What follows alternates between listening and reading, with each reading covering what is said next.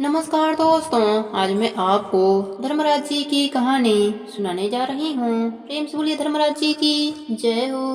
एक गांव में एक किसान रहता था। उसके परिवार में उसकी पत्नी और एक लड़का था। कुछ सालों के बाद पत्नी की मृत्यु हो गई। उस समय लड़के की उम्र 10 साल की थी। किसान ने दूसरी शादी कर ली। उस दूसरी पत्नी से भी किसान को एक पुत्र की प्राप्ति हुई।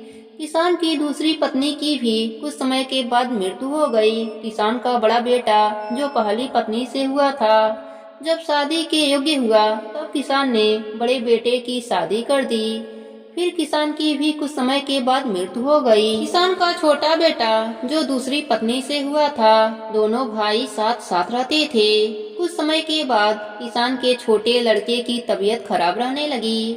बड़े भाई ने कुछ आसपास के वैद्यों से इलाज कराया पर कोई राहत न मिली।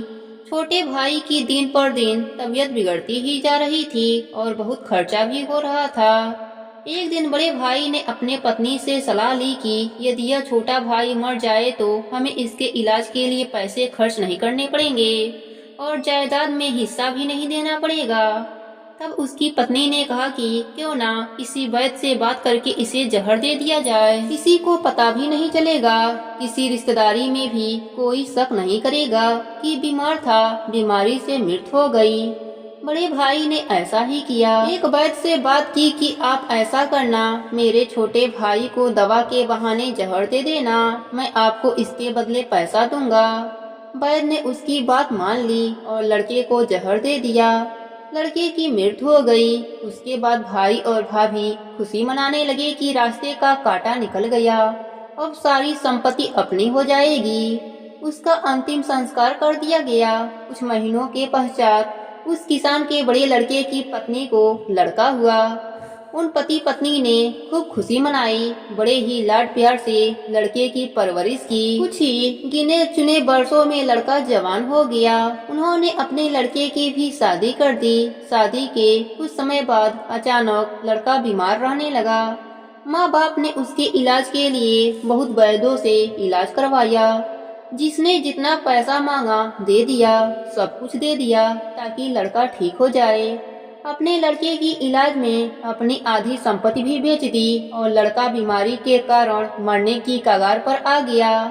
शरीर इतना ज्यादा कमजोर हो गया कि अस्थि पंजर शेष रह गया था। एक दिन लड़के को चारपाई पर लेटा रखा था और उसका पिता साथ में बैठा अपने पुत्र की यह दैनिक हालत देखकर दुखी होकर उसकी ओर देख रहा था।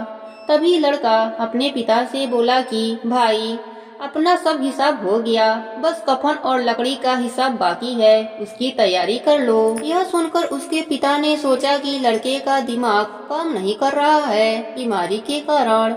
वह बोला, बेटा मैं तेरा बाप हूँ, भाई नहीं। तब लड़का बोला, मैं आपका वही भाई हूँ जो आपने जहर खिलाकर मरवाया था।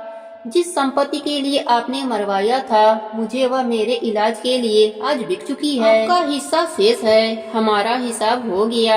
तब उसका पिता फूट फूट कर रोते हुए बोला कि मेरा तो कुल नाश हो गया, जो किया मेरे आगे आ गया, पर तेरी पत्नी का क्या दोष है जो इस बेचारी को जिंदा जलाया जाएगा। उस समय सती प्रथा थी, जिससे पति के मरने के बाद पत्नी को पति की चिता के साथ जला दिया जाता था। वह लड़का बोला, यह वही वैद्य है जिसने मुझे जहर खिलाया था। तब उसके पिता ने कहा, तुम्हारे मृत्यु के 3 साल बाद वह भी मर गया था। तब लड़के ने कहा कि यह वही वैद्य दुष्ट है और आज मेरी पत्नी के रूप में है, मेरे मरने पर इसे जिंदा जलाया जाएगा। धर्मराज जी हर कर्म का फल देते हैं, जैसा कर्म होगा वैसा धर्मराज जी फल देते हैं।